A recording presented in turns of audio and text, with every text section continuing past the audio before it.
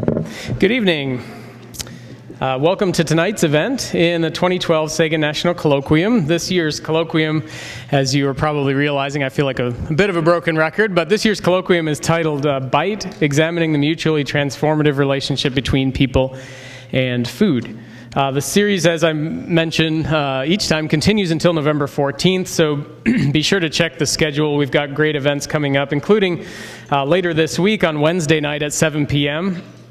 We, right here in this same room, will have a panel discussion with experts from around Central Ohio titled Making Local Work, Production, Promotion, and Entrepreneurship in the Local Food System.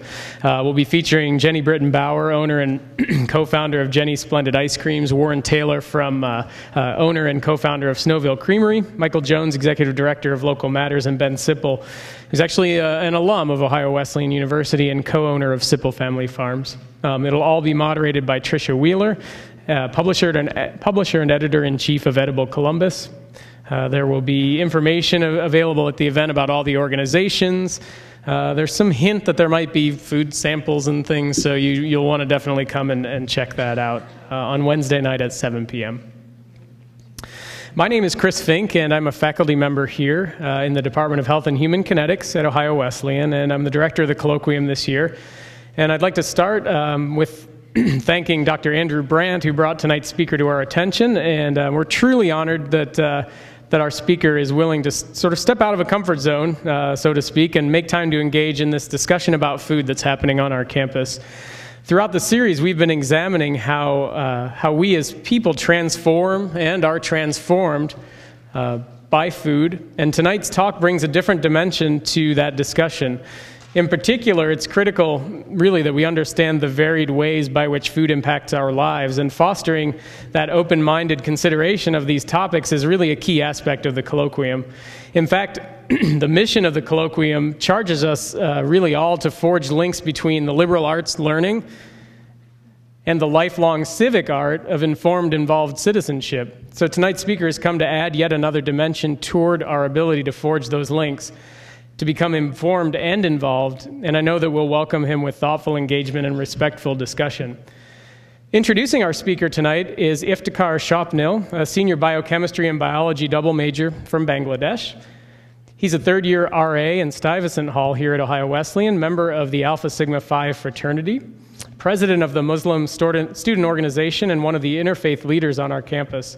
He's been working in Dr. Chris Wolverton's lab in plant physiology, has 2 research grants related to this work, and has been awarded the Ping Award for service from Ohio Campus Compact, as well as the Golden Bishop Award for Best Program of the Year. Please join me in welcoming Iftikhar to the microphone.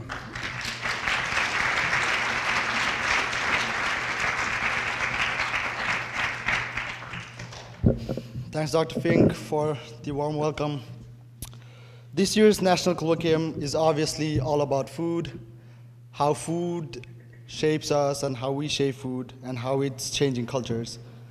We have already heard many stories about food and many viewpoints on it, and we will hear many more in days to come. If you have ever raised a garden or a vegetable farm in your home, you know that the season starts out going to a trip to the garden center to buy the seeds. How many of you, though, have ever thought about where the seeds actually come from? There is a strong possibility that our speaker tonight or his coworkers had something to do with the production of these seeds. Kelly Klein is a production research lead at Monsanto Company. Basically, he oversees the team that makes seeds for vegetables like onions and spinach. He's also worked on corn seed productions. Kelly earned his bachelor's in agronomy and his master's degree in crop production, both at Kansas State. His interest in crops and farming comes to him naturally as he grew up in a farm in North Dakota. So ladies and gentlemen, please put your hands together in welcoming our speaker for the night, Dr. Kelly Klein.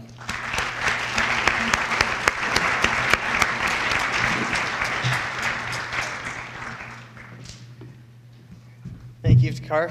Thank you for having me. This is pretty exciting. This is pretty cool. And I would love to accept the Dr. Kelly Klein title, but it's not doctor. It's just I've just got an MS. So I'm not a professor. So I had a really hard time putting a title on this talk, and to me, anytime we're talking about food, we're talking about agriculture. And anything on that table comes from a farm or a garden or some form of agriculture. So to me, food is about family farming, and that's my background. So I'm going to cover a little bit about farming and then a little bit about what I do at Monsanto. So first, me, from a small town in roughly the middle of nowhere, North Dakota. Out kind of middle of the state. I grew up on a farm, small farm, wheat, barley, sunflowers, those types of crops. I did go to Kansas State, where I got a bachelor's and a master's. I started my career in sales. I did retail sales of like seed, fertilizer, chemical to farmers. Realized fairly quickly that I'm not a salesman. I'm a research geek, and that's kind of where I need to stay. So that's when I got a role at Monsanto. I worked in corn in central Nebraska for 8 years, 7-8 years. Recently moved to Idaho. I'm now just outside of Boise in the Boise Valley, where I work with vegetables. So carrots, onions, spinach, sweet corn are the crops I deal with now. It's been a real learning experience coming out of the Midwest. So I've been with the company a little over 10 years, getting closer to 11. But I do have a life. I'm not a at work all day kind of guy. Both my wife and I are competitive water skiers. That's how we met. So we're on the water every day a week, pretty much every day, every week. We like to hike, bike, hunt, fish, and travel. So I like to get out and do things. You can see I'm not really a sit on the couch kind of guy. But the whole point here, average Joe. Okay, I'm not a corporate executive. I'm not a bigwig at Monsanto by any means. I'm just a farm kid that happens to work for the biggest gorilla in agriculture. But really, I feel we can bring some good products to farmers, and ultimately, I work so I can do these things. You know? So a bit of an outline on kind of what I'm going to cover. I want to touch on the importance of technology in agriculture. You know, our population on the planet is growing fast, and what can we do to keep everybody fed? I'm going to kind of use my family farm as a model, just kind of represent what does typical Midwestern conventional agriculture look like? What's the concerns of a farmer? I'm going to go through Monsanto's seed production a little bit, what that business looks like, what it takes to put a seed in a bag to sell to a farmer, to a gardener, to anybody that's going to grow something. When I came to Monsanto 10 years ago, I had no clue. I had no idea how much work it took to put that bag of corn or that bag of onion seed on the market. I'll touch on my role a little bit, and then we'll just talk. I'll kind of open it up for questions, and we'll talk about Monsanto and the media, some of the things around our reputation, see what y'all think. So technology. Why is technology important in agriculture? Why can't we feed the world in our backyard? And theoretically, maybe it's possible. But ultimately, we're dealing with very rapid growth on the planet. We hit 7 billion people in 2012. That's going to go up. I think we're going to add 2 to 3 billion in the next 50 years. So how do we feed that many people? Keeping food economic. Now, this is half farmers and agriculture doing a good job, and this is half government policy. But the United States, even as painful as it is to go to the grocery store, I mean, I'll be the first to admit, you come home from Walmart or the local grocery store, and that's a big bill. You look at this, we're 6 to 8% of our income is spent at the grocery store, versus Europe and Asia is much higher, 2 to 3 times that. We can argue over quality, but in terms of our paycheck, what's coming out of our paycheck for food, we're way ahead of the rest of the world, and we want to keep it that way. Loss of land. So as that population goes up, we're losing acres that we can be producing food on. 6 million acres in the last 10 years. That's just in the United States, due to expansions of cities, expansions of suburbs, growth of population. So now we still have to feed more people, and we have less land to do it on. So we need as many technological resources to do that as we can. And last, the climate is changing. We can argue over why, but I don't think there's any question that it is. More extreme weather, events, highs, lows. We had a pretty significant drought this year, followed last year, at least in my neck of the woods, was remarkably wet year. So it's a huge 180 in a single season. And from a crops perspective, we need crops that can handle those bigger swings and maintain a yield. And so we're looking for ways to maintain that yield through a pretty turbulent weather. So those are a few reasons. I am a scientist. I can't give a presentation without graphs and a little bit of data. I promise not to be too heavy on it. But this is just a look at the population growth over top of some of the major events in agriculture. So the last 1,000 years, we kind of hummed along for a while. It started to kind of creep up, and then bang, we're at an exponential growth. So you can see basically modern breeding in the late 1800s. So that we've been selecting. We touched on this at lunch today. Humans have been selecting for better and better food for 10,000 years. So to think that our food crops are unaltered, it just isn't reality. So we've been breeding for years, but the real true modern breeding is mid-1800s. The Green Revolution, for those that aren't familiar, in the mid-1900s, that's really the advent of modern hybrids. That's the advent of modern farming practices, fertilizers, herbicides. The first time technology was really applied to farming. We had huge boosts in yields, huge boosts in reliability. Biotech came in the mid-80s. It really took 10 years, almost 20 years before that was a product that's in farmers' fields. But again, a big bump to yield. And so here we get out to the present day. And so the quote here is from Norman Borlaug, who's really considered the father of the Green Revolution, is that as our population increases, we have to make more food. And so we need to increase that food production. And that really made me think. I got to chewing on that. Is it that way? Does increasing population demand more food? Or is it the other way around? We're doing such a good job making food, it allows our population to increase. I certainly don't know the answer to that. It just kind of made me think. So stimulate your brain a little bit. So again, one more slide with a little bit of data. This is more around sustainability. So this is land use, water use, how much greenhouse emissions are going into the world. And this is the reduction of these inputs really over the last 30 years. And you can see the numbers around corn, cotton, and soybeans are quite significant. 30 to 40% reduction in land, reduction in water use, 60, 65% reduction in energy use for cotton and soybeans. Those are big numbers. I mean, those if you use 60% less fuel on your farm, that's a big price tag. Then as opposed to wheat. You see those numbers are much smaller. If they're even, there's zero. Emissions are actually, we've increased over the last 30 years, and I'll be really honest, I don't know why we've increased on wheat. But does anybody know the difference between corn, cotton, and soybeans and wheat, those two groups? Can anybody tell me the difference? Biotech. So the agriculture industry has poured billions of dollars into corn, cotton, and soybeans in terms of creating biotech traits, creating new genetics. Wheat has kind of been sitting over here in the corner, right? Mostly public varieties coming out of university system. Not a lot of technology has been put into wheat, mostly because it's a low margin crop. There's not a lot of value there. So I think that it's just a nice descriptor to what we can do. And I think that's going to come in wheat. It's just going to come slower.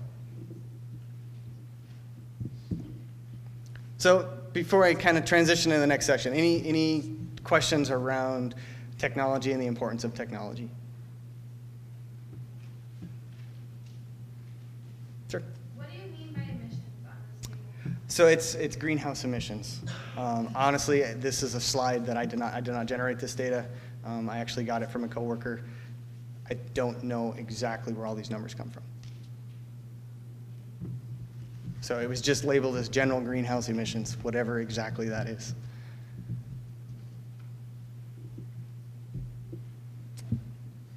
Anything else? All right.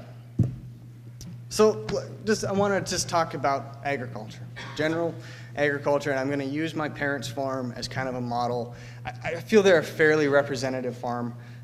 So you can see the red county in the east central part of the state is Carrington, North Dakota. That's where my folks farm. Unfortunately, all that oil is out in the corner. So we're going to have to keep farming because the money's not going to roll in from the North Dakota oil. My folks farm roughly 2,500 to 3,000 acres. In North Dakota, that's not exceptionally big. They're getting towards retirement, so they've been kind of backing off on acres, looking at retirement in 4 or 5 years. I would say average farm size in that area is more 4,000 to 5,000 acres. Their practices represent pretty much what everybody's doing, and so that's what we use as a model. They farm wheat, barley, canola, a little bit of corn, not a lot, soybeans, and sunflowers depending on the year. So a pretty diverse set of crops that's kind of unique to that part of the world. Field season is, I put April to November, but it's North Dakota. It's extremely volatile. Sometimes April is June. I've literally seen 18 inches of snow late May. And so farming doesn't start until that's gone. Farming is a small business. What do you think of that statement? What do you think? Can we compare the corner ice cream shop to a farmer? Any dissenting opinions on that one? No opinions on it? I'm kind of surprised. Maybe I don't need to make my case for it, but I'm going to make the case for it anyway. Both businesses, to start a business, you need capital. So you need some money to get started, and for an ice cream shop, that's going to be your building, your store, your freezer to store that ice cream. On a farm, it's land and equipment. Those are your big capital expenses for a farmer, and those are very, very large capital expenses for a farmer.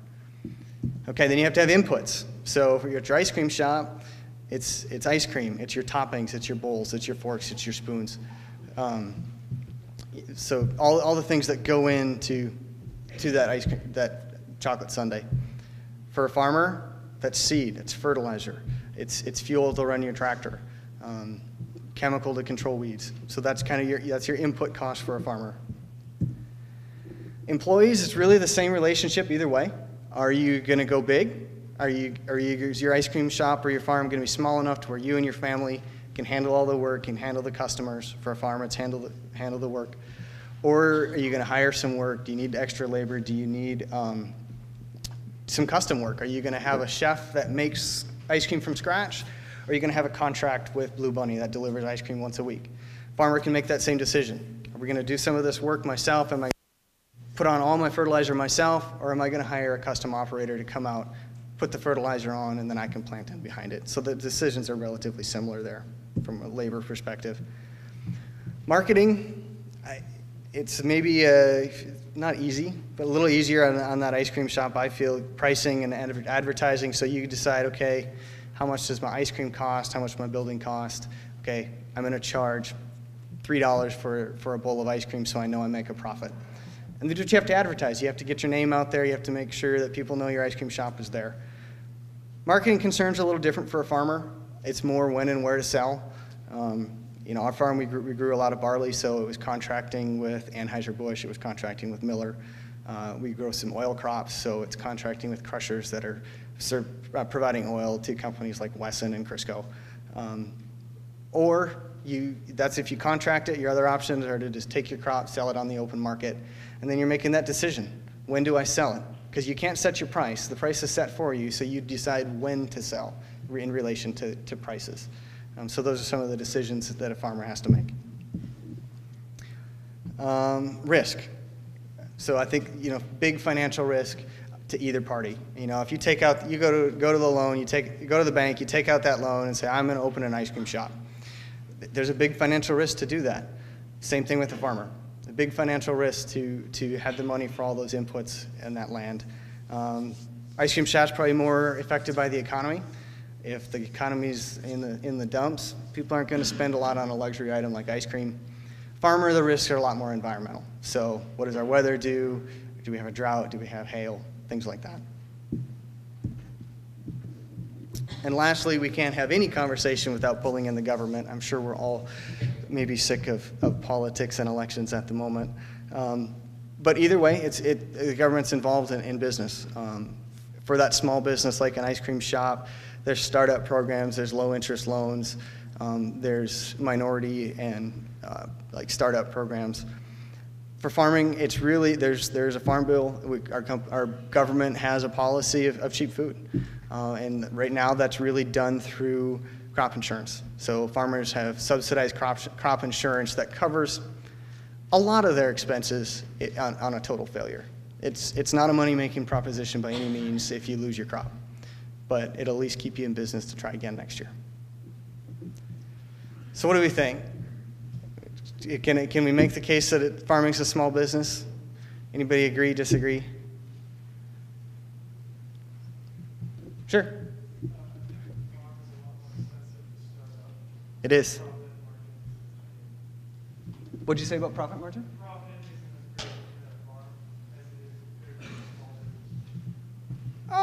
So I think you're 100% correct. It's very expensive to start up.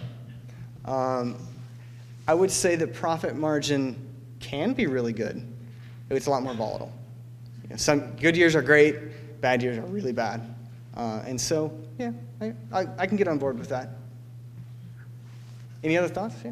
I guess one thing that could change all the variables is if you were to save money by growing food on the farm. Sure.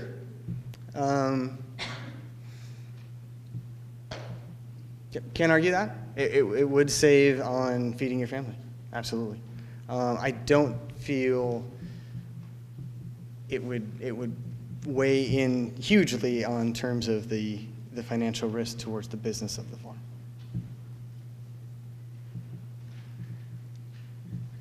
Sure. How much is land per acre in North Dakota? In my neck of the woods, at central North Dakota, it's basically running between $2,000 and $3,500 an acre. So to get a farm going, enough acres to feed your family, you're a few $1 million into it. Yeah.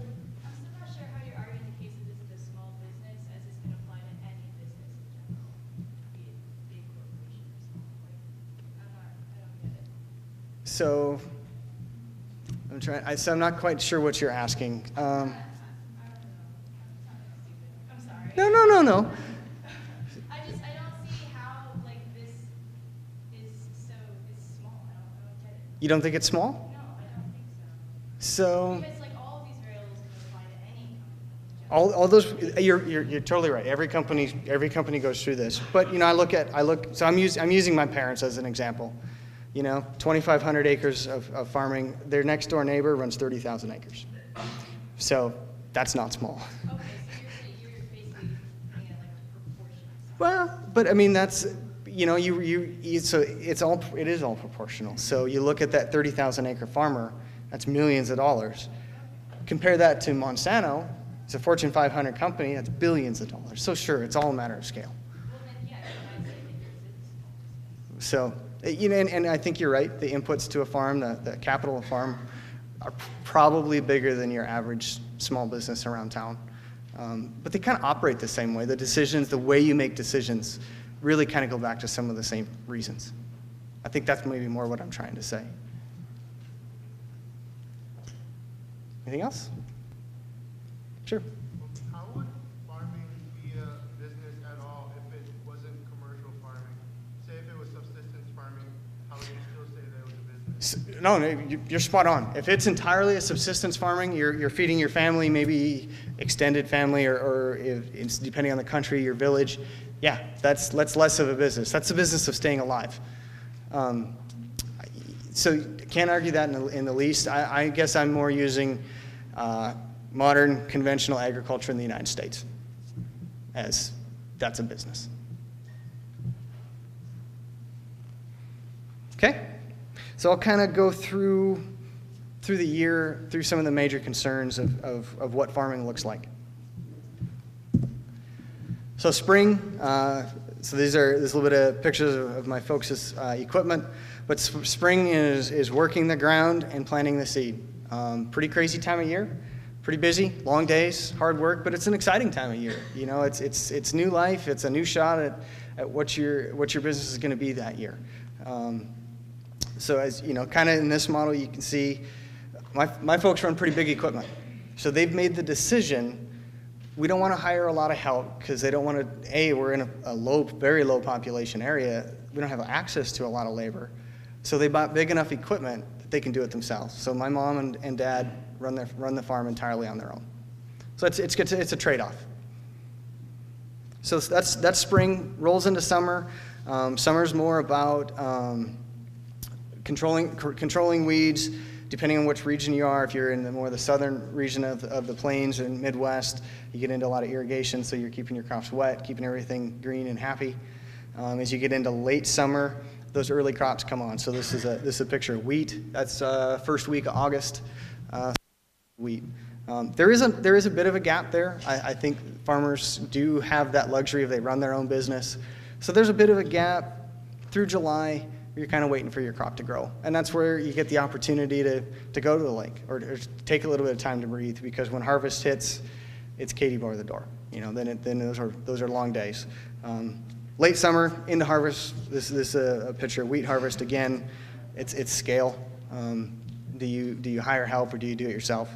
You know, these guys are making the choice to do it themselves. Late summer, late fall. Early fall, we get into your row crops, so that's sunflowers, that's soybeans, corn. Harvest time, you know, a lot of guys do it themselves. So, you know, these are just pictures of what harvest looks like. I would assume that corn combine should look pretty familiar around Ohio. I saw lots of corn driving around in the last couple of days. Handling that grain. Do you store it? Do you go to the elevator with it? Do you have your own trucks? Do you hire trucks? Those are all some of the things that go through a farmer's mind and what a farmer has to deal with. Corn crop is hopefully good corn, 150 to 200 bushel an acre. It's a lot of bushels to deal with. So trucking it, shipping it, containing it's a concern for a farmer. And then we get to the winter. What do we think? Is that total off time? Is the farmer done until next spring? At least I see at least one shaking head out there. Yeah, winter's a fairly busy time, and I'd be lying if I don't say there's opportunity there to relax a bit. But then you're selling that grain, you're pricing it, you're hauling it. So this is a picture of a typical grain elevator. More southern plain states, the elevators are going to look like that. So those are large silos to hold wheat or corn. So it's hauling grain to the elevator, and then it's planning for the next season. You have to secure your financing. You talk with your bankers. Okay, what are we going to plant next year? So then you start looking at your inputs. You purchase your seed, you purchase your chemical. You look forward to the next year, and then there's all that equipment. So it's maintaining that equipment, keeping your upkeep. Most farmers I know have millions of dollars of equipment, and that's their bread and butter. So they have to keep it running. And of course, I grew up in North Dakota. January is the time to go to Florida. Warm up a bit. You know, I'd be lying if I said a farmer works eight-hour days all winter long. You know, this is their time to kind of reap the benefits of their hard work throughout the summer as well. So they do get to lay off a little bit. Risk on a farm is a big thing. You know, it can eat guys up that worrying about what's going to happen. And I'm assuming you can identify the risk on that picture easy enough. That was actually taken in Kearney, Nebraska. I was directly under that when that picture was taken. It was a ride. We got to rebuild the roof on our house. So there's a huge financial risk. One tractor, you're looking easily over $200,000. Land, we talked earlier, you know, $2,000 to $5,000 an acre, depending on where you're at in the country. You have millions of dollars tied up in a farm real quickly, and not many farmers go into that with millions of dollars on cash, right? There's a lot of borrowed money there. So big risk. And even once all that is covered, a typical operating loan where you buy your seed, then sell your crop and pay it off, you're borrowing $500 to $1 million every year that you pay back in a cycle. And then of course there's environmental risks, like the picture on the tornado.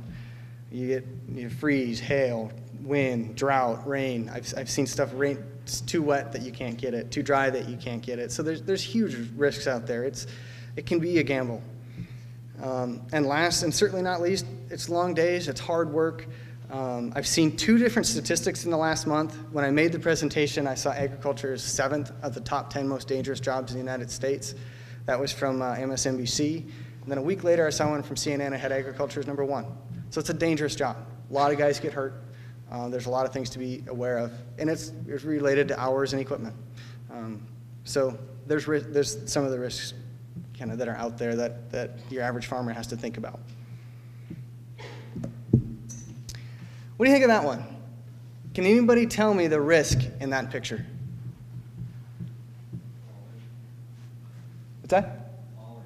Falling. So honestly, I didn't even think of that one when I picked this picture until afterwards, and I noticed the same thing. So sure enough, his head's 10 to 12 feet off the ground, and he's not so much as even hanging onto a handrail. Yeah, that's my dad. But that's not what I was going for. Any other thoughts? He's on pretty flat ground. He's in the yard yet. I think we're okay on that one. Anything else? If it breaks down, he's not going to be able to do any work. Absolutely. No question that's a risk, and that is part of the game. But again, it's not quite what I was going for. Do you see that there's tracks on this combine? It's not tires. It's tracks like a tank. Have you ever seen that before? Do you see those around here? I don't even know. This picture is from 2011.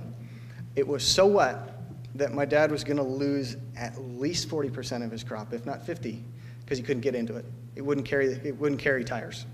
So in about a week's worth of notice, he had to go out and dump $60,000 on tracks. It's either that or lose half his crop. And so it's that risk of the weather can really mess with you, and you got to come up with a solution fast. And in this case, the solution was $60,000. I don't know about y'all, but that's a lot of money to me. It paid off. So he was able to cover every acre. With that $60,000, I'm sure he came ahead. I'm sure he collected 100. So he paid for those tracks, but instead of making $100,000 last year, he made 40. And now, 2012 is a drought. We've had drought in most of the country. Those tracks sat in the back of the shop, $60,000 leaned up against the wall because he doesn't need them. So that's some of the things that happen to a farmer. It's really volatile, big swings. So we just got talking about all this grass. Why would you do it?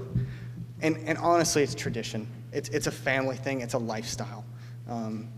My great-grandfather moved to this country at 9 years old and became a farmer. My grandpa was a farmer. My dad was a farmer. I farm on a really different scale. I'm not saying I'll never go back to the farm. It's a decision that I struggle with. It's not an easy decision to make, but it's a lifestyle. I mean, you're totally your own boss. If you want to find the most independent, ornery set of people you've ever met in your life, go spend some real time with farmers. It's a lifestyle. It's independent, and it's a great lifestyle.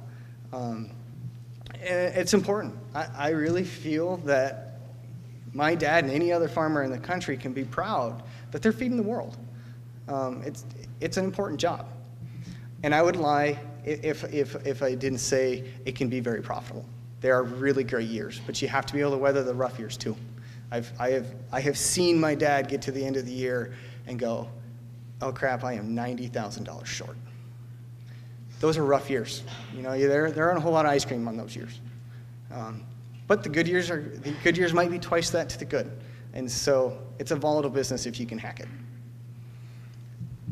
Questions on farming. So I just anything on regular farming. How much would irrigation cost? So it really depends on where you're at in the country. So I spent a lot of years in Nebraska. We're really close to water in Nebraska. I don't know if you've all heard of the Ogallala Aquifer. It's 30, 40 feet down, so it doesn't take a lot of energy to pump it. The pivot itself, the equipment to put the water on, $90,000 to $100,000, and you cover that field. My wife's family farms in southern Kansas. That water is 600 feet down. They spend $20,000 a month just on energy to pump that water up. So it can really, sorry, it's not a very good answer. It can really, really vary.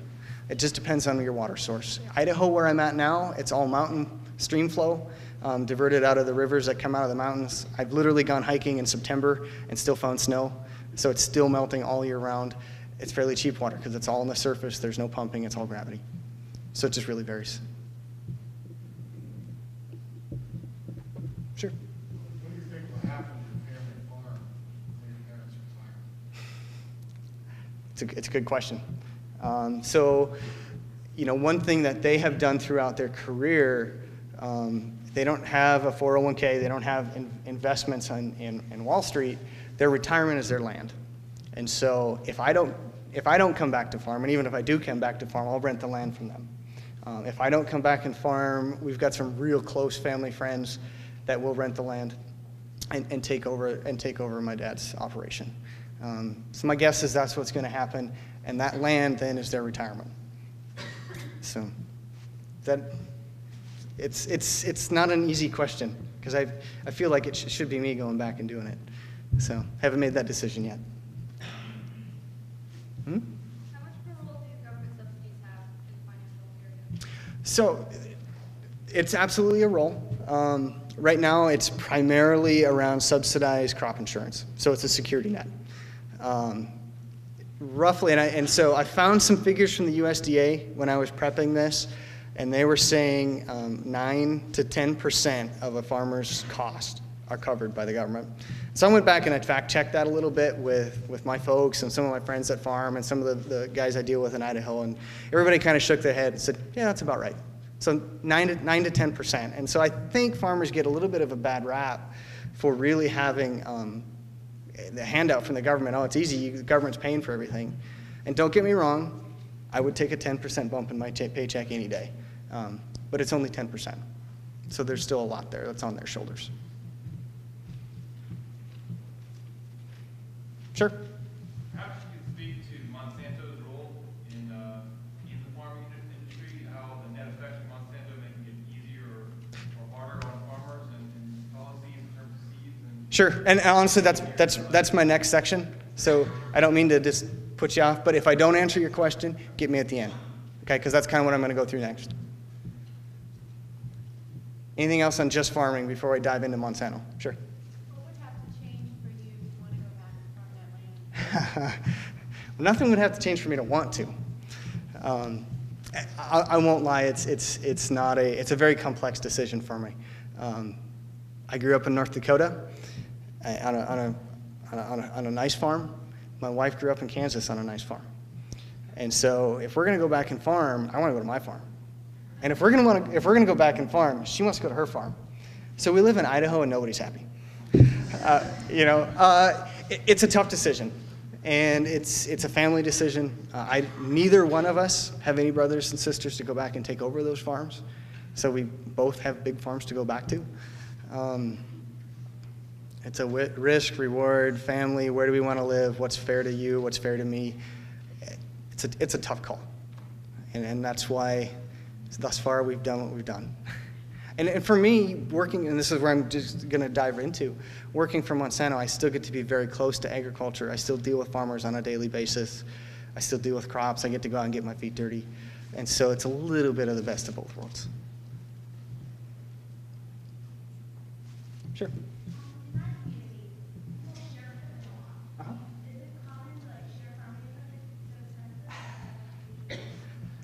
You see it some. You know what? And honestly, my dad and one of his best friends do it a little, but not a lot. Purely, and I think, where are you from? Leesburg, Ohio. So definitely a warmer climate than North Dakota, I'm assuming, right?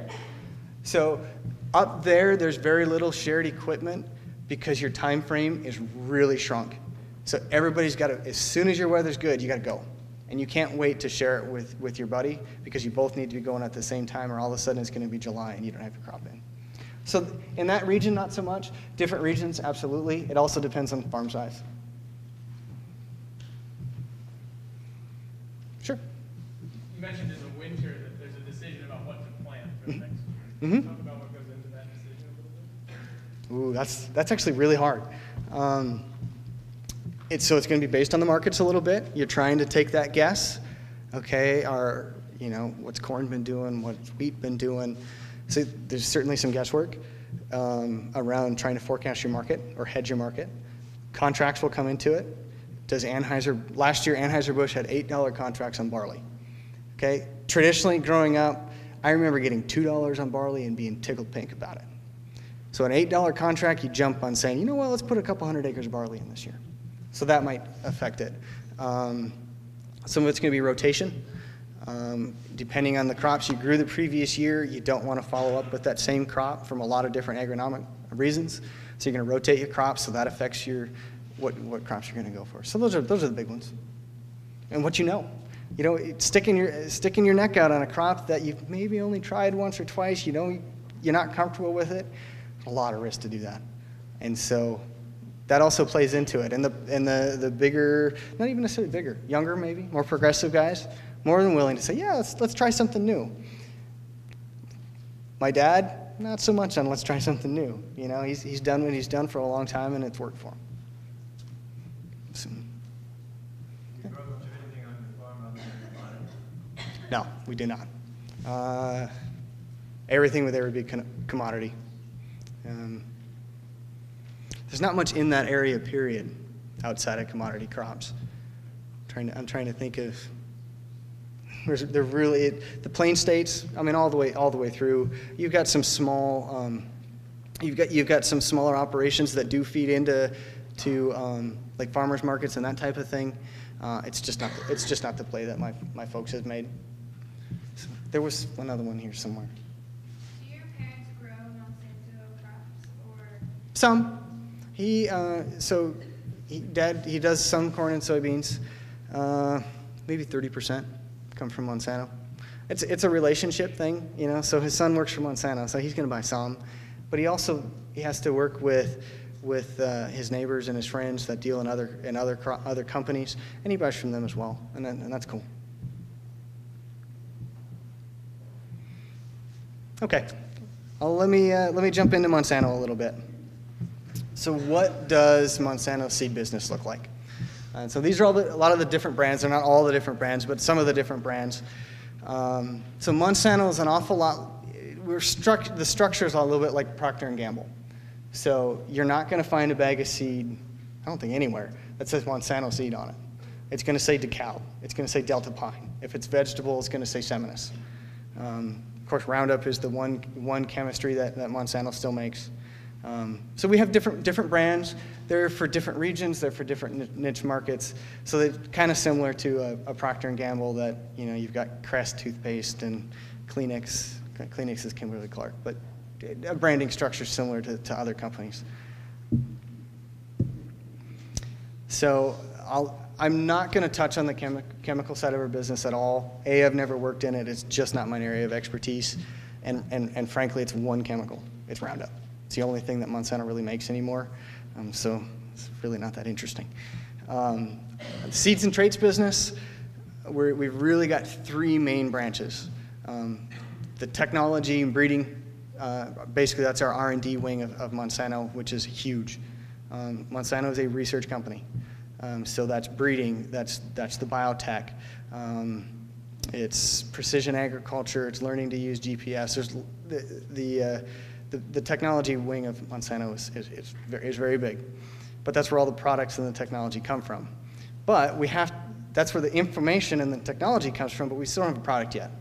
And so that middle section there is seed manufacturing, and that's the group I work in, where we actually create a product to sell to a farmer, to a gardener, to somebody that wants to grow something. And so that's where we grow the seeds and basically make a product. Lastly is, okay, we have a product, now what are we going to do with it? So that's the sales and marketing commercial group. And that's our sales force out in the country. That's the national advertising. That's the things you might see in the media around, Monsanto or DeKalb products. We have two main categories of crops. So the vegetable business, we have 25 different species of vegetables. And I couldn't name them all. Most of the common vegetables, and then the row crop business. So that's corn, cotton, soybeans, and canola. Those are really our core row crop business. The purple arrows, that's where I'm at. So I'm in the seed manufacturing, and I work 100% with vegetables today. So that's a very high level overview of just kind of the structure of the company. And so what is seed production? A lot of our crops, most of the vegetables, corn and canola, they're hybrid crops. So that's where you're taking two separately different genetic lines and cross-pollinating them to get something that's a hybrid of the two. So it's either open field, sometimes it's by bees, sometimes it's by hand, depending on the crop.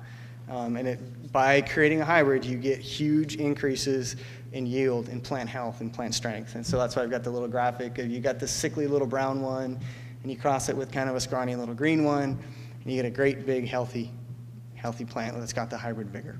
So that's just breeding 101, real simple, creating hybrid seeds.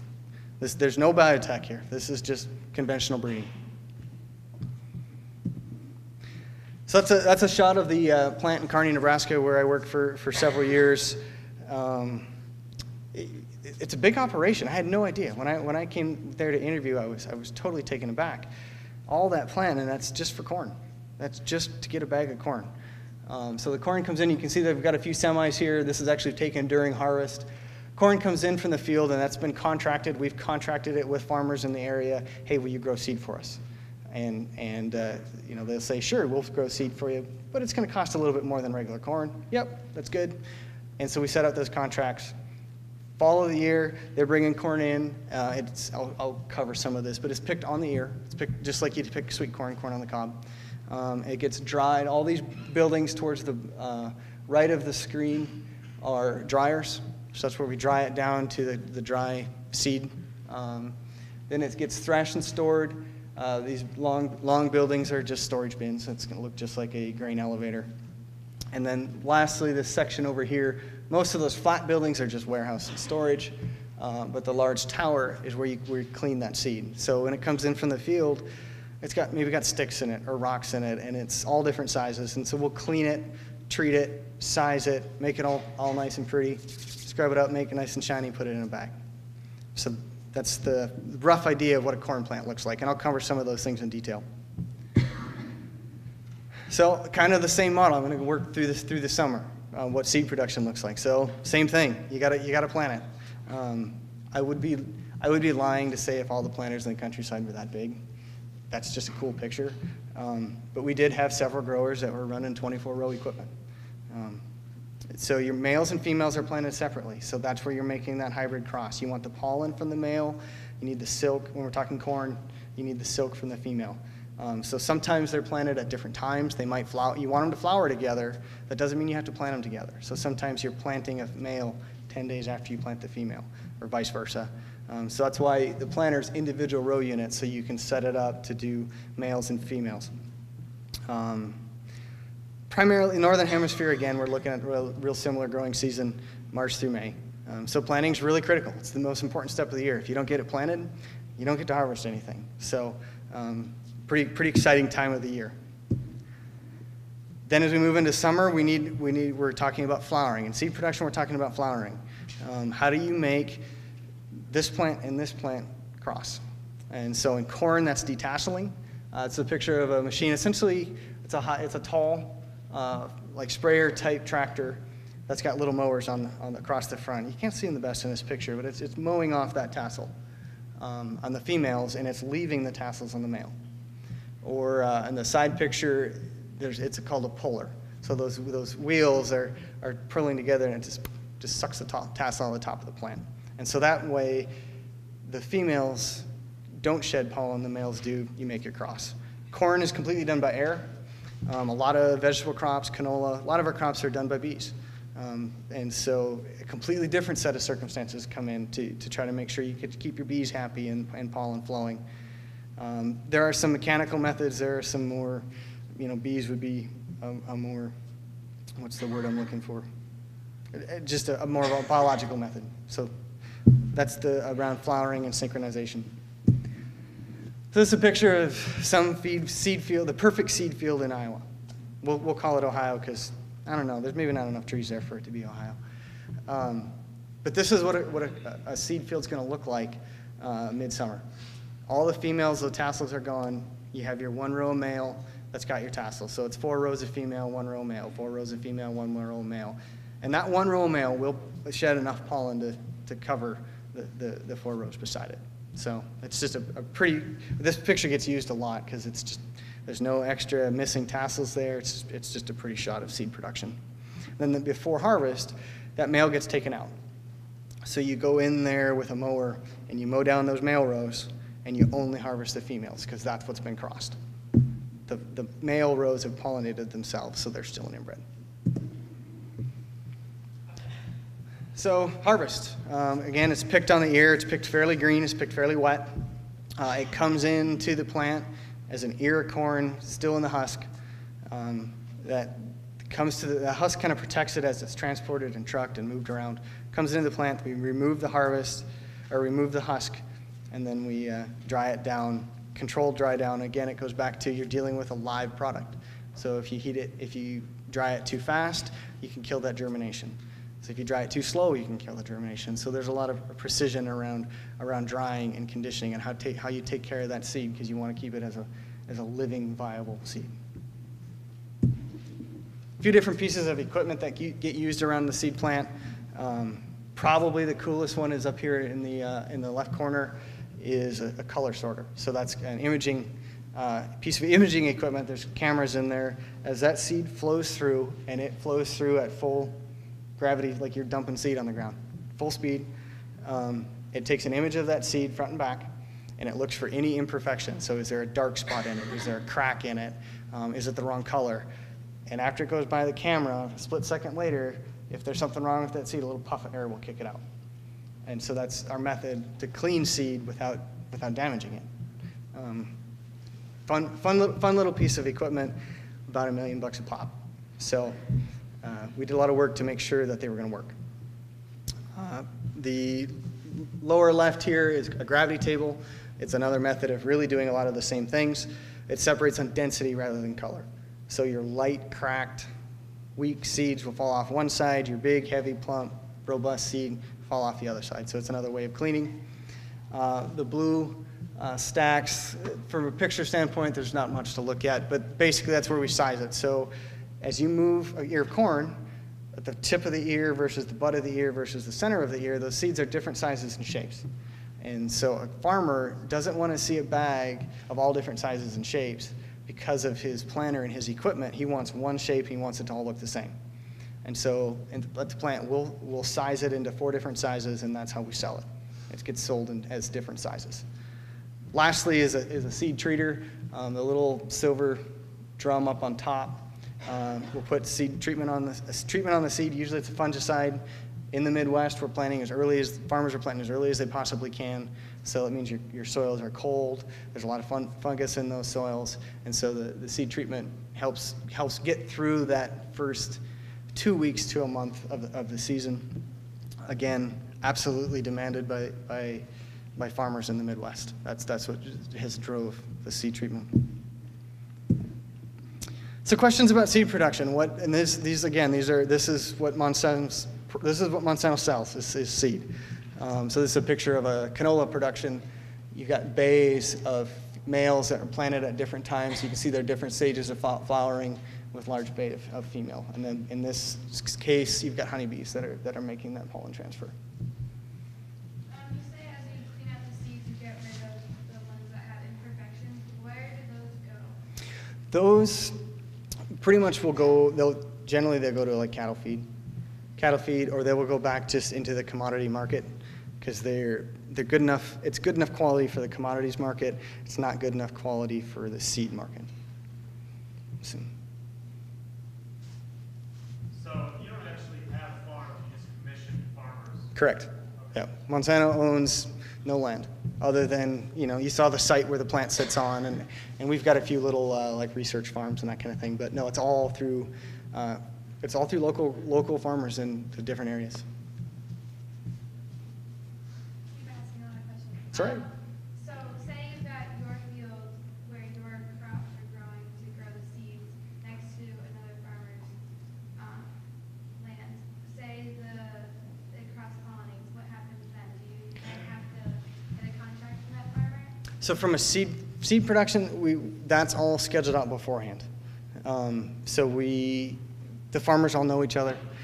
They sit down in the spring and say, okay, where are you growing stuff, where am I growing stuff, and that's all gets planned out. And if we have to contain it within a field, if the neighbor says, nope, I'm growing corn and that's all there is to it, we'll either pick a different field or we'll leave a strip of bare ground in between them that's wide enough.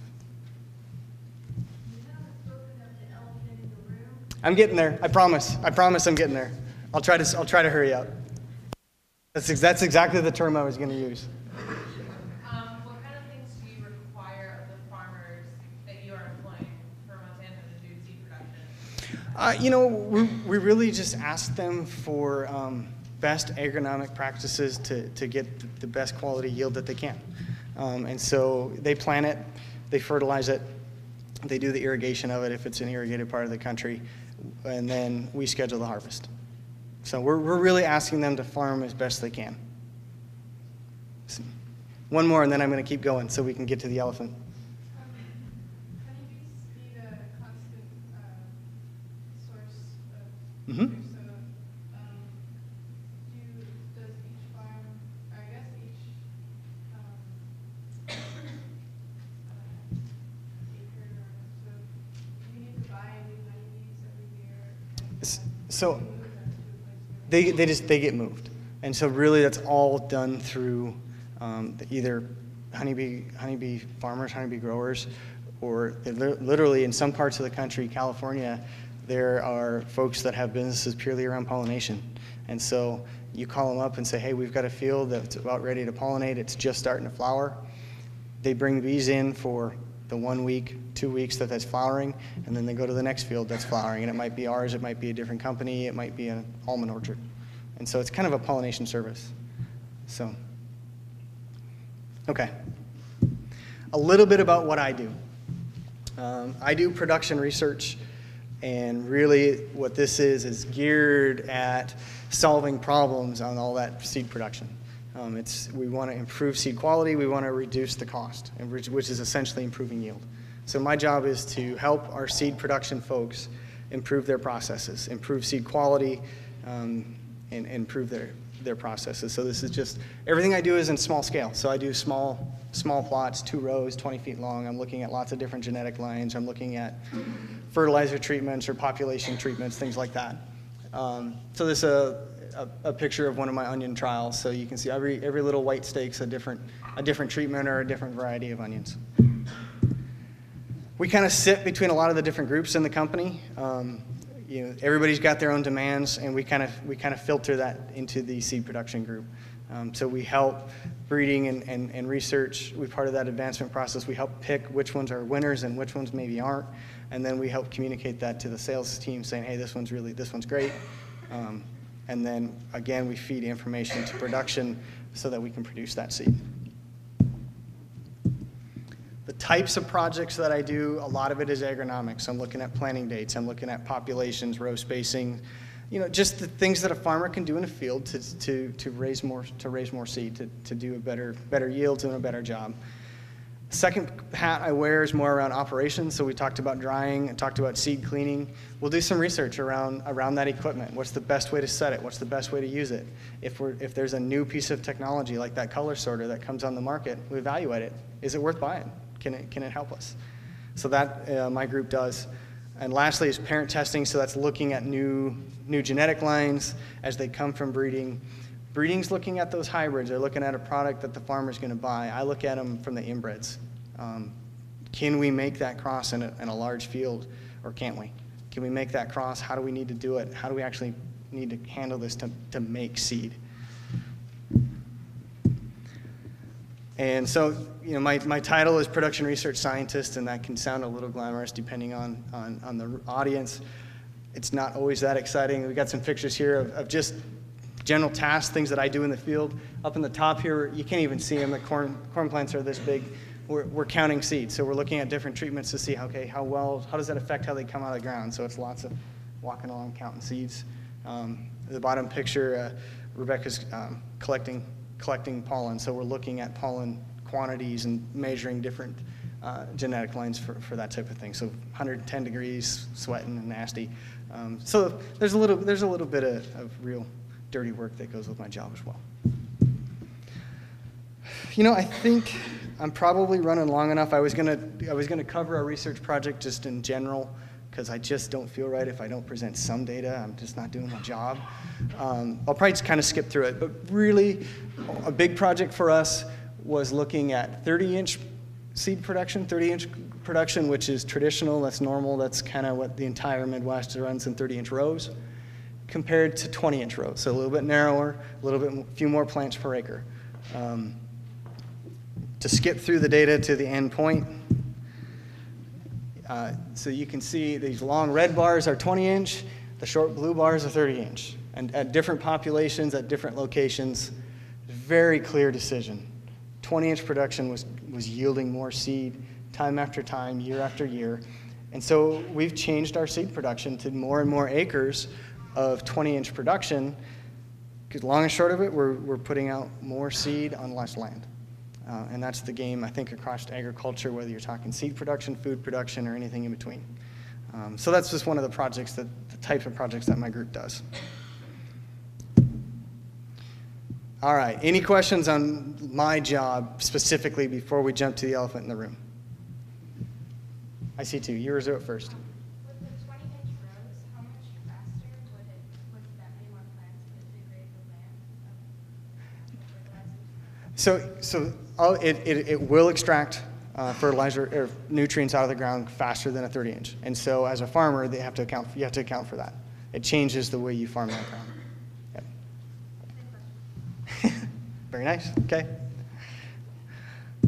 All right. Here's what you've been waiting for, the elephant in the room. Monsanto, our reputation, Monsanto in the media, biotech, genetically modified. I just came up with a few different things that I could think of off the top of my head that I've heard criticism on. You know what? I'm sure as questions come up, each one of these will get addressed. I'll give my opinion as the questions come up. So I'm going to just let you guys fire away. So what do you think? What do you have for me? What can I tell you that you don't know about biotech, GMO? Wow. Just to go back to this, since you're a seed guy, just to go back to that. Mm-hmm. What's the percentage of the seed market that Monsanto owns or controls? You know what? I have a rough idea. I honestly don't know the number. It's probably something for proprietary legal sake I probably should keep my mouth shut on. Of those brands you're looking at there that we showed, market share of those brands are going to be in the 25% range, give or take 3-4%, I suspect. In terms of things that we license to other companies, it's a bigger number. I honestly don't know what it is. Sure. You use a lot of GMOs for like fuel corn and beans that Yep. people don't eat. How about for food that people eat? You're, GMOs? so you're talking the vegetable business? Yeah. Very, very little. So Monsanto is involved with 25 different vegetables. There are GMOs in sweet corn only. And this year, 2013, will be the first time we've sold it. It's Roundup. It's a Roundup Ready and a BT, a bug resistance in sweet corn, and that's it. That's the only vegetable crop that Monsanto is working on from a biotech standpoint. And actually, it's kind of funny. We're the late player in that market. Syngenta and Pioneer have been selling GMO sweet corn for years. We haven't. So this will be our first year with it. All the other crops in the vegetable business, the company has really said, it's not where we want to be. It's not the right market for GMOs. And I mean, I have literally had the opportunity to ask the head of the vegetable business that exact question. Are GMOs coming to vegetables? And her direct answer was no. We're going to spend a lot of money on breeding and very high-tech, high-throughput breeding. We hope to advance the genetics of vegetables to get, better tomatoes or different flavors or different nutrient contents, but we're not going to do it by the way of GMOs. Why with sweet corn? You're getting my opinion. You're not getting Monsanto's answer because I don't know. My guess is it's because it's a little bit more familiar. The GMO model's been used in corn for years. My guess is that it's maybe a little bit more comfortable than a tomato. I honestly don't know the answer to that. Sure. So either Seminis or De Ruyter.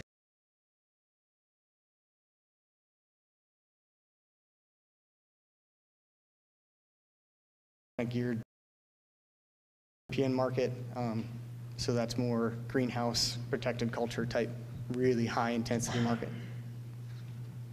Got a fly in the room. Sure. When farmers start buying seed from you, how long is the contract that they sign? 1 year. So they are signing a contract to say that they know and understand that that technology is in that seed and that they will not sell it or replant it. Why can't they replant it? This fly really likes me. So it kind of goes back to the amount of time, energy, and money it takes to create it. So those traits, so I'm talking the GMO, I'm talking the biotech traits, cost millions. And we're spending $50 to $100 million to bring one to market. And if we can't, long and short of it, I would absolutely love to say, and I'd struggle with this at times, to say that Monsanto's in business to make lives easier for farmers. I'm sorry, corporations don't work that way. They're in business to make money, and they have to recover their cost on it. That being said, I really feel, and I'll throw this back at you guys. I'm open to your thoughts.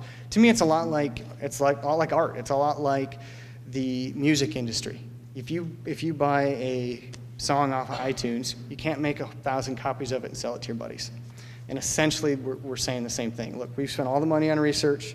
We've spent all the money on creating this technology, and you can have it and use it, but don't sell it to somebody else. That's essentially what that contract is. And that conversation is had up front. So that's kind of my take on that. I think there's a case in front of the Supreme Court now. I literally saw that article just today, yeah, and I'm not familiar with it at all. Today was the first I'd heard of it. So I'll be curious where that falls out. I'm going to jump over you because she's had her hands up a couple of times, but I'll come back. I was just wondering if you had any personal experience or a candid opinion on the part where Monsanto is suing the farmer who accidentally grows the Monsanto crop, having been a Midwestern farmer. Sure. And Working for that corporation, you saw an emotional attachment to both sides. mhm. Do you know anyone that's So I've never seen it from either side of that business. I've never known any farmer in my home area or where I've lived throughout my career that has run into that. And I haven't seen it, honestly, I haven't seen it from the Monsanto side of the business either. It's just so removed from what I do. Preparing for this, I did a little bit of research on it to kind of know the numbers, to know where we stand. And you made the statement accidental. This is my belief. I really don't think Monsanto's going, I know they're not. They're not going after accidental occurrences. They're going after pretty egregious offenders of, I signed the contract, I knew, and I sold it or replanted it multiple years knowingly. So that being said, we deal with 250 to 300,000 customers every year. These GMO products have been on the market for 10 or 12 years. We've really had the opportunity for 4 million cases of patent infringement. There's been 11 that have gone to court. So Monsanto's pursued 140 cases over 10 years and 4 million opportunities. Of those 140 cases, 11 have gone to court. I'm not familiar with any of them. I'll be real honest. I just kind of looked up the numbers. I can say from, this is my perspective, what I've seen, folks that I've talked to in the company, they're not out there looking. They're not out there looking. They're not out there looking for, oop, there's 2 plants over there that I don't think you paid for. They're mostly called in. Hey, my neighbor has been saving seed for 3 years. I'm paying for it every year. He's not. It's generally farmers that are contacting us. And it's not small cases. They're pretty egregious infringements that they're going after. Does that answer the question? That's about the limit of my knowledge on it, I'll be real honest. Monsanto has spent, recently has spent around $30 million towards preventing a bill in California from allowing people to, or from allowing supermarkets to have GMO labels on the food. And I was wondering why they would have spent so much money, like why that is so important. Sure. I have a little bit of knowledge of it. I have no knowledge on the numbers. So if your 30 million could be spot on, and it might not be. I have really no idea.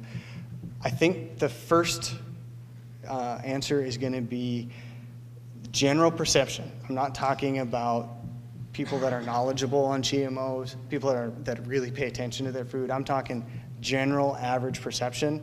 If all of a sudden there's a label there that wasn't there yesterday, the first response is going to be, oh, there's something wrong with this. And we don't know that. And so that's part of the reason I think that Monsanto's against it. And actually, Monsanto's against it for, I think, really for that reason. I think the bigger fight of it is going to be the processors. It's going to cost ConAgra, Cargill, I'm trying to think of the big food processors. It's going to cost them billions in repackaging. And they're going to have to do it for the whole country. Even if one state passes it, they're going to do it for the whole country because they can't change their processes specific state by state. So you're entirely right. Monsanto's not in favor of it, but they're not going to be the big player in the fight on it. I don't think it's going to be ConAgra and Cargill that are going to go to town on that one. I guess on the same note, something I don't know that much about is how it actually affects your body when you eat. So there's a ton of science out there, and I'm not gonna dive into it because it's not my expertise at all. I've read some. There's no evidence of any effect whatsoever in any of the research that I've seen.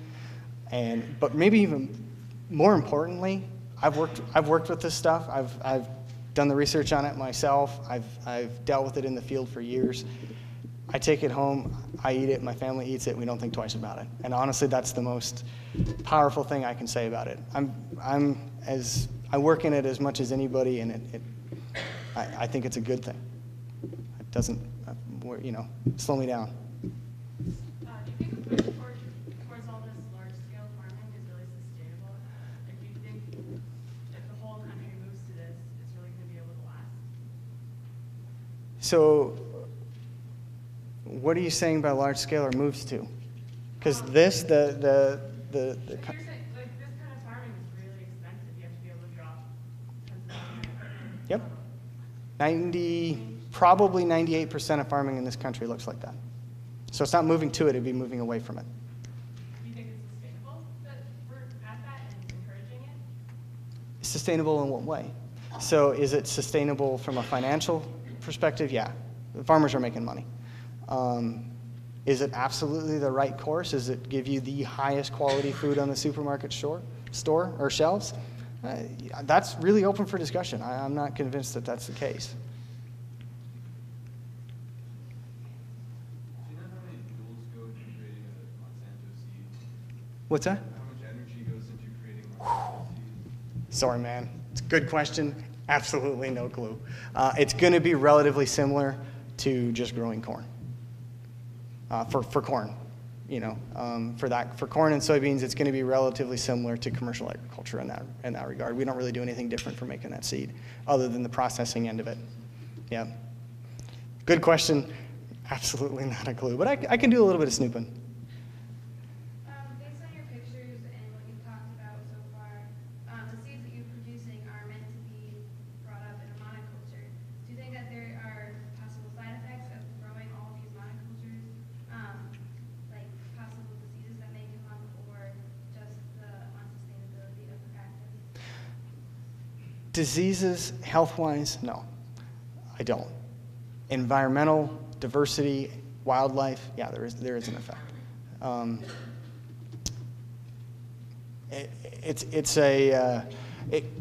That's something that, again, we can totally throw that back to the whole room and see what people think.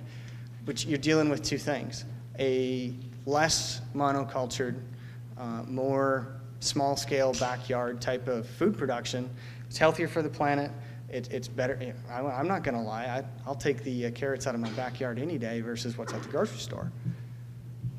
We go back to 7 billion people. How do we feed us all?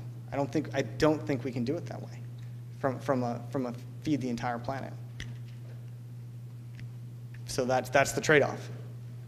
And I'd be curious what anybody else thinks. Sure. So you think that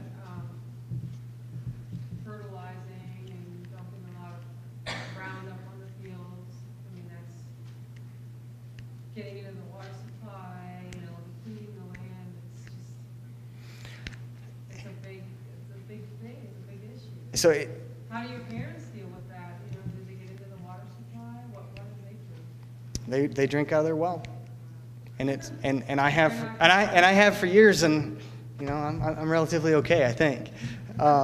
So from that perspective of Roundup, so I'm going to address Roundup because it's the one I know the best. Remarkably safe chemistry. So LD50 is sky high. Toxicity very, very low, and it's deactivated by the soil. So as soon as it comes down contact with the soil, it's degraded very, very quickly. So Roundup in the water supply, not going to happen. Atrazine and some of the older chemistries that have been used for years, really since before I was a little kid, they had a lot more issues with that.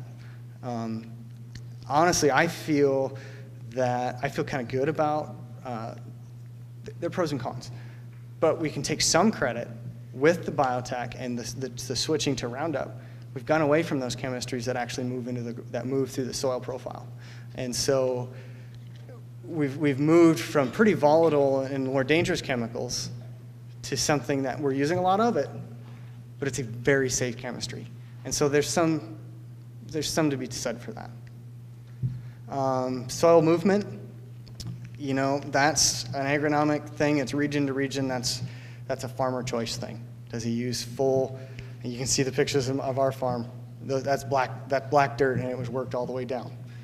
Different parts of the country, there's a lot of no-till. They leave in some of that trash and stuff on the ground. So they do limit their soil movement, limit erosion. It's going to depend on region. It's going to depend on farmer. And honestly, there's a lot of personal preference in that one. It is the state of our agriculture today. Sure.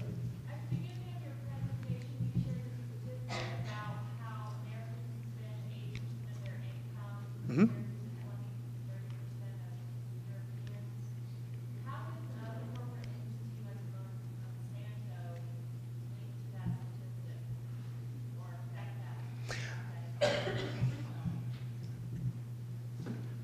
So a lot of that is really driven from government policy. But the way I would say that, again, this is me talking more so. I would suggest the way Monsanto links to that is the incentive is there for farmers. It's all about yield. High yield because corn is getting turned into 100 different things on the grocery store shelf for cheap food. And so the value is there for farmers to more yield, more yield, more yield.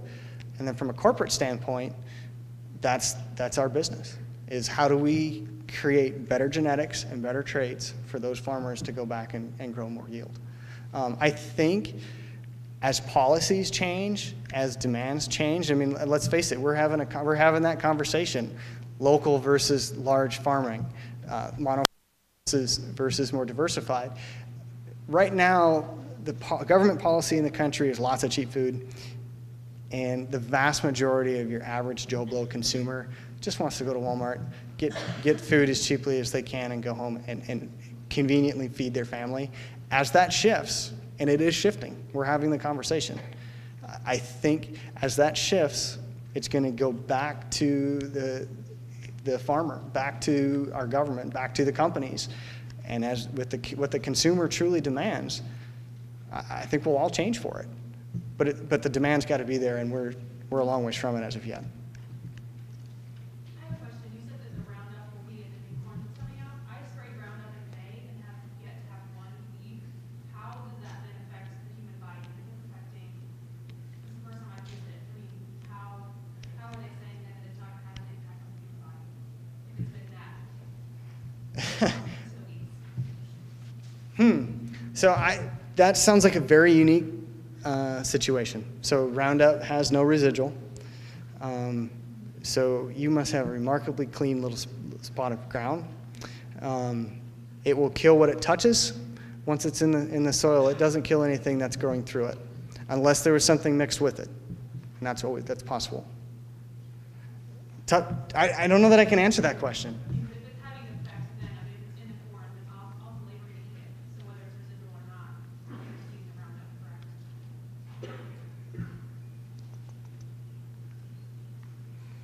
You know, I'm not sure that I know well enough to answer that. I mean, I know roughly the way Roundup works on a cellular level, but you're not talking residual of that of chemistry on the leaves or on the corn.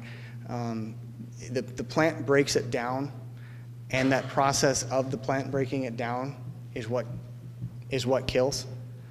So essentially, you're back to phosphorus. So I'm sorry, but I'm going to stick to my guns and say Roundup's the safest thing out there. I had a question. I read something about new, I don't know how new it is, but it's a vegetable that when an insect bites it, the insect is killed. Is that something you guys developed? Or? So that is what we have in sweet corn. Okay, that's the sweet corn. That's the sweet corn and conventional field corn. That's the only one I know of in vegetables. Oh yeah, of course. Yep, it's gone through extensive testing through the USDA and EPA, and to be approved. Their blue shirt. Did you have a question at one point? Yeah, I was going to ask, being that you have family in the farming industry, your parents use Monsanto or whatnot, but do they have a resentment, or is there resentment amongst the farming community that they have to now throw away their seeds and buy seeds every year, or is the increased yield enough to counteract that? Okay, so I'm going to answer that. A little bit of pushback. Yeah, yeah. And also, could you potentially speak to I heard, and I'm not well, in this issue, but I heard that Monsanto actually employs groups that will go out and, you say they're not searching for every plant here and there that's a Monsanto seed, but do they employ a field team that sort of goes out and scours the countryside for So seed? I'll ask you to answer that question first and then go back. I've never met one.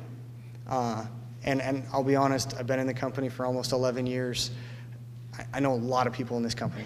And I've never met one. I've never met anybody that does that or does anything remotely close to it. We have a lot of sales reps that are out in the country that talk to growers. And so my guess is those things get filtered through sales reps.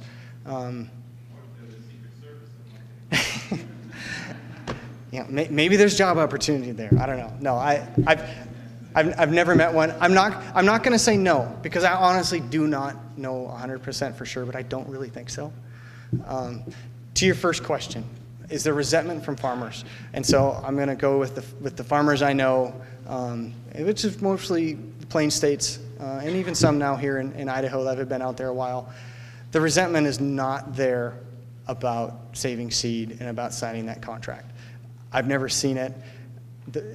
Where we will get some, it's probably founded.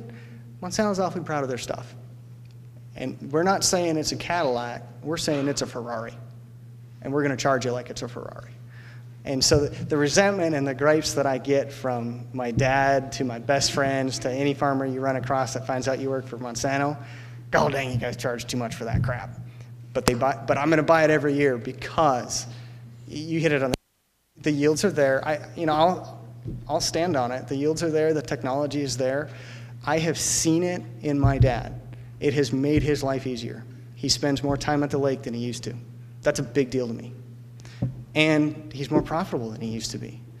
I love seeing them be successful, and it's because of some of these technologies. He's going to still gripe about what it costs, but they're coming back to it because it still pencils out. So that's that, to see Dad have a good year and come back and say, it was easy, that means the world to me. And I know that I'm one little guy that works at Monsanto. I'm a nobody, but that's a big deal. It's interesting because, if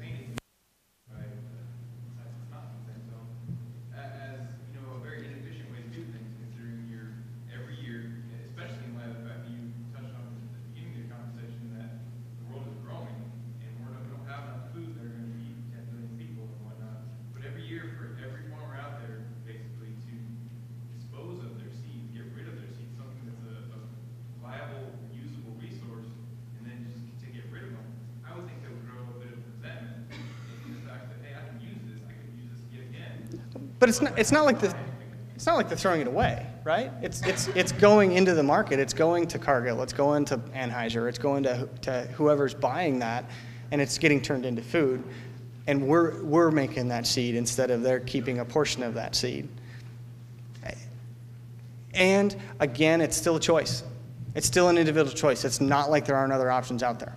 All right, there are other companies that sell conventional stuff that you can keep. There are great breeding programs still in the land-grant colleges on different crops. So there are genetics out there that you can buy, save, and replant year after year.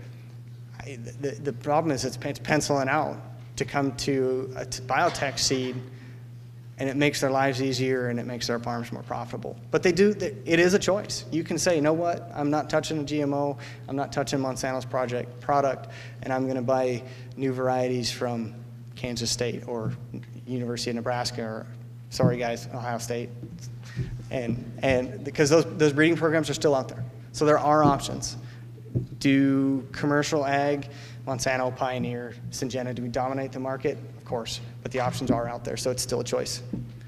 I'm being told one more question, and I've got one right in front. I believe there are strict regulations from your government, right? Mm-hmm. Because if farmers do not do their work properly, they contaminate the water resource, they put risk on their consumers, they will not be able to sell their products.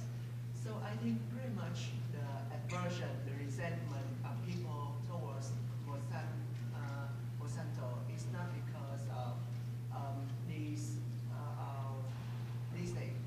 I grasp the idea that perhaps farmers are afraid of being dependent on Monsanto. They have to buy the crop, buy the seed every year, and well, like you get to control them. But again, I'm going back to, so of course. I do not just say whether it's right or wrong. It's just